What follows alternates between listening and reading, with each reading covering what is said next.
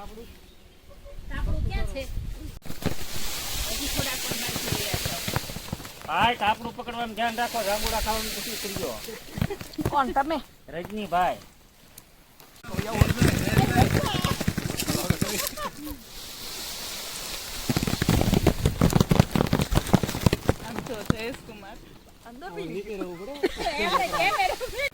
એની તો જૂના જ પૈડા છે, ઘણા વર્ષ પહેલા હોય, પૂરા ન કરવા પડે.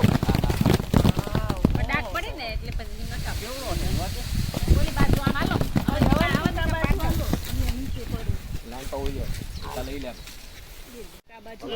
થોડા કામ જાવ. આ બાજુ